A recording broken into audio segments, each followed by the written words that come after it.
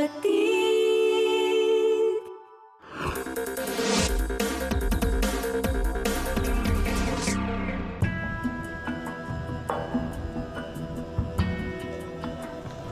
nurse at nagtatrabaho sa isang pribadong ospital ang 33 taong gulang na si Jomel. Nagsa-self-medicate ako. Nagsa-search po ako sa internet. Tatype ko yung signs and symptoms mismo. Then lalabas doon yung mga diseases na associated sa mga ganong signs and symptoms. Then, tsaka po ngayon sinesearch yung mga medications ng sakit na yun.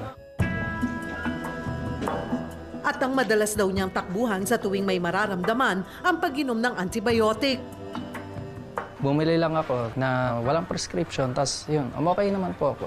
Nakakabili ako sa mga butika kasi may kilala ako na pwedeng magbigay. Alam naman nila na may knowledge tayo about sa medications. Hanggang sa dumating ang araw na nagbigay na ng pangamba sa kanya ang kanyang nakagawian.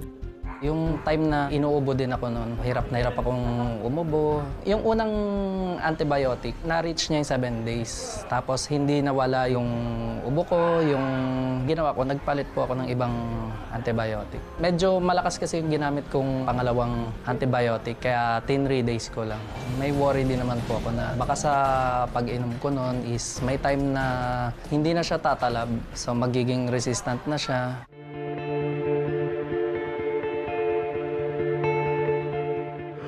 Mga kapatid, pag-usapan po natin ang isa sa itinuturing ng World Health Organization na serious worldwide health threat, ang antimicrobial o antibiotic resistance, sa tulong ni Dr. Percival Pangilinan, isa po siyang pulmonologist mula sa Cardinal Santos Medical Center. Magandang tanghali, Doc, and welcome sa Alagang Kapatid. Magandang tanghali, Sheryl. Una sa lahat, ipaintindi nyo nga po sa amin, ano po ang kaibahan ng antimicrobial o antibiotic sa ibang gamot? Yung antibiotic kasi is isang gamot yon na ginagamit para pumuksa ng infection. To be specific, ito yung pumapatay ng mga bakterya o di kaya pinipigilan yung paglaganap at pagkalat ng mga bakterya. Kadalasan, yung mga bakterya na yan, ito yung mga nagiging dahilan ng mga skin infections, meningitis, mga respiratory tract infections, pneumonia, urinary tract infections, at iba pa. At ito nga pong tinuturing po ng WHO na serious worldwide health threat. Itong tinatawag na antibiotic resistance. Ano po ang ibig sabihin nito? Ang antibiotic resistance, ito yung kakayanan ng bakterya na magbago ng characteristics niya para hindi na siya tinatablan ng antibiotics. Ang nangyayari niyan, kapag meron ng antibiotic resistance, yung isang antibiotic na dati nating ginagamit para mamatay yung bakterya, hindi na nagiging effective sa pagpatay ng bakterya kasi nga resistant na siya. Kadalasan, ang dahilan ng mga infections, lalo na yung mga simpleng respiratory tract infections, ito ay dahil sa mga virus. Kapag virus ang dahilan ng infection, hindi naman kailangan bigyan ng antibiotic. Ano ang nagiging sanhi ng pagiging resistant po ng antibiotic sa mga bakterya? Pag umiinom po kasi tayo ng antibiotics, namamatay po yung mga bakterya na sensitive doon sa antibiotics. Meron din pong mga resistant na mga bakterya na nandun. Pag nagbibigay po ng antibiotic, namamatay yung mga sensitive na bakterya, naiiwan yung mga resistant na mga bakterya. Kahit na mas konti yung mga resistant bakterya, sila yung maiiwan at dumadami. Lalo na pag panay ang gamit ng mga antibiotics. Doc, isa rin po ba sa mga sanhi ng pagiging antibiotic resistance ay yung hindi pagtapos ng pag-inom ng antibiotic? Yung pong pag-inom ng antibiotic na mas mababa sa binigay ng doktor, example is, nireseta po ng doktor na 500 milligrams, pero ang iinumin 250 lang. Meron din po na mga antibiotics na binibigay ng 7 days, pero ang ginagawa ng mga pasyente, 3 days lang iniinom. So ang nangyayari po niyan, yung bakterya na-expose lang po dun sa mababang dose ng antibiotic. Hindi siya mamamatay. Ang ginagawa ng bakterya, dahil na-expose siya dun sa antibiotic, alam na niya ngayon kung paano siya dedepensa against that antibiotic. Doc, may mga senyales, sintomas ba yan na masasabi na, naku, nag-develop na ang isang pasyente ng resistance? I have to emphasize din po na yung antibiotic resistance, hindi po sa tao nangyayari yon. Yung pong antibiotic resistance, nagde-develop po yon dun sa bacteria mismo. Yung pong mga simptomas na sasabihin natin na baka meron ng antibiotic resistance, kadalasan pag binibigyan na natin ng antibiotic yung isang pasyente na merong infection, after a few days ng antibiotics, hindi pa rin gumagaling, pwede nating isipin na baka resistant na yung bacteria na naging dahilan ng infection niya. So paano pong gagawin yan? You give another kind of antibiotics? What we usually do is pinapa-undergo po natin ng culture and sensitivity. Ito po yung test na kailangan natin gawin para malaman natin kung sensitive nga o resistant na yung bacteria doon sa antibiotic na binibigay natin. So ang ginagawa po dyan, ma'am, kumukuha ng sample from the patient, tapos yung pong sample na yon nilalagay doon sa culture medium para patubuin yung bacteria. Pag may tumubo po na bacteria doon natin ma-identify kung anong klaseng bacteria yung naging dahilan ng infection. At the same time, yung pong culture media na yon nilalagyan natin ng mga maliliit na gatuldok na antibiotics. Kung saan tumubo yung bacteria over the antibiotic, ibig sabihin, resistant siya doon. Pero doon sa antibiotic na hindi tumubo yung bacteria, ibig sabihin, sensitive pa yung bacteria na yon doon sa particular antibiotic na yon. So doon natin malalaman kung anong klaseng antibiotic ang ibibigay na natin. Dok, ano pa ang mga nakakatakot na posibleng komplikasyon pag nag-develop na talagang isang tao sa antibiotic resistance? So you have to use another antibiotic na mas mataas na ng konti.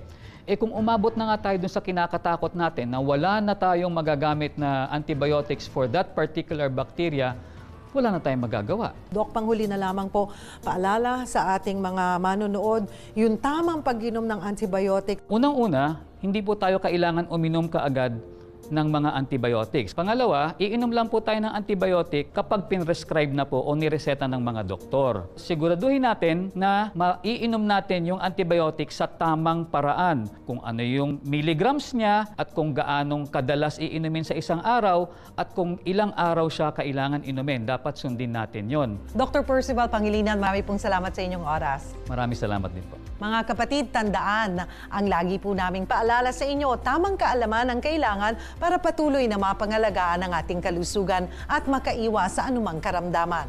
O marami pa po tayong pag-uusapan sa pagbabalik ng Alagang Kapatid. Alagang Kapatid.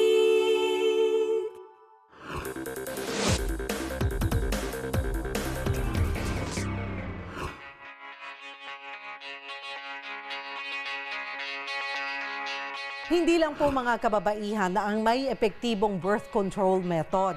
Dahil po ang mga kalalakihan abay maaari ding tumulong sa pagpaplano ng pamilya sa tulong ng vasectomy o pagpapatali sa mga kalalakihan na sinasabing nasa 97% po na safe ito at effective. Ang mga dapat ninyong malaman ukol sa vasectomy ang maaga naming Father's Day gift po sa inyo. At ipaliliwanag sa atin yan ni Dr. Wilfredo Tagle. Isa po siyang urologist mula sa De Los Santos Medical Center. Magandang umaga po sa inyo, Dr. Tagle, and welcome sa Alagang Kapatid. Thank you very much. Good morning. Doc, vasectomy. Ito pag naririnig ng mga kalalakihan, parang umuurong or wala silang kaalaman at all. Ano po ba ang vasectomy? Vasectomy is a form of birth control method wherein pinuputol yung tube na nagdadala ng similya natin palabas ng reproductive organs ng isang lalaki. It is a surgical procedure na may konting hiwa. Ginagawa to sa may scrotal area, sa may taas ng itlog. Doon hahanapin mo yung vas deferens ng isang lalaki at puputulin mo at tatalian mo siya. Whereas sa non-scalpel method, karayom lang po ang gagamitin. Maliit lang na tusok, kakawitin yung vas deferens. Ganon din po, puputulin at tatalian. Sabi nga po natin kanina, nasa 97% na safe at Yes. effective.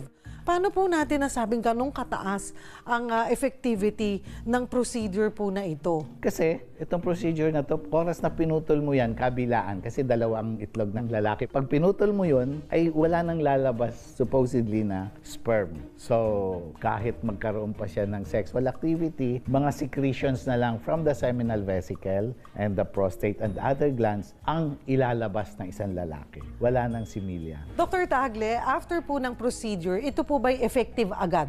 Hindi.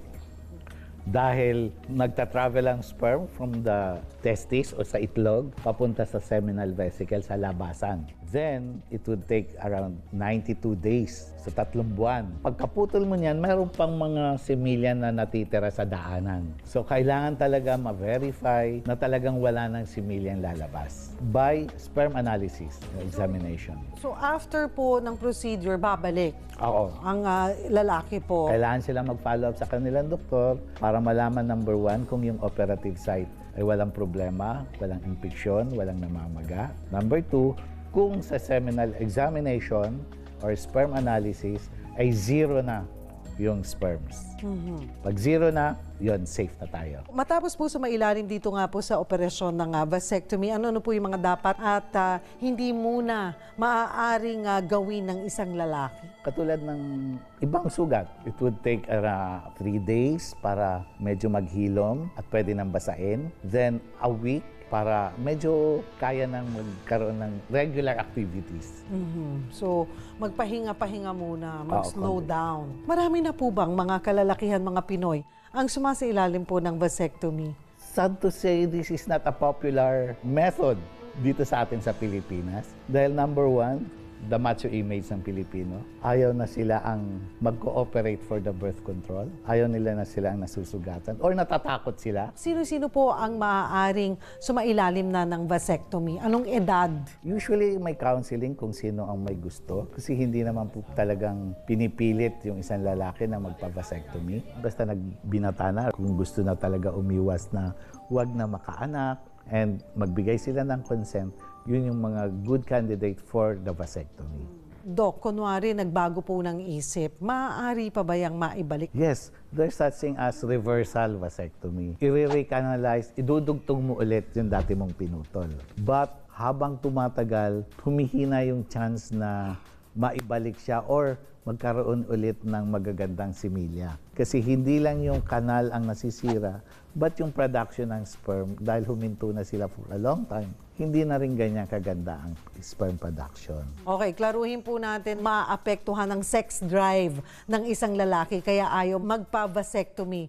Totoo po ba yan o hindi? Hindi po totoo yan. Kung ano yung sex drive before vasectomy and after vasectomy, pareho lang po. May posibilidad ba ng pagkakaroon daw po ng sakit dahil po hindi na ilalabas ang dapat ilabas, yung seminal fluid po and sperm? Hindi rin.